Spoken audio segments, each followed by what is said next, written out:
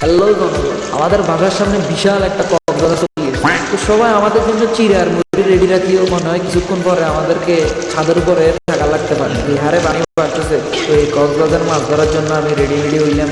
তো ঘরের সামনে এত চুলাঘাট রাস্তা, ঘর বাড়ি সব ডুবে গেছে এবং কি ফিশারি মাছ সব বের হয়ে গেছে এবং কি বাড়ির সামনে মিনি কক্সবাজার হয়ে গেছে। ঘরের থেকে বাইর হলে হাত দিয়ে এবং কি পাও দিয়ে ঘরে ঢুকতে হয়, এমন অবস্থা হয়ে গেছে। ঘর দুয়ার সব বাসি গেছে এবং কি মানুষের মাছ ধরতে আছে রাস্তাঘাটে। রাস্তার যে অবস্থা, চুলাঘাট বেশিরভাগ ফিশারি শ্বাস করে রাস্তার হাল অবস্থা খারাপ করে দিয়েছে।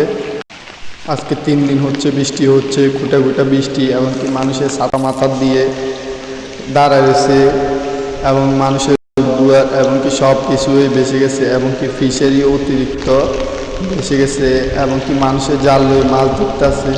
অনেক মাছ পাইতেছে, রেনু পাইতেছে, বেশিরভাগই রেনু সব কিছুই পার।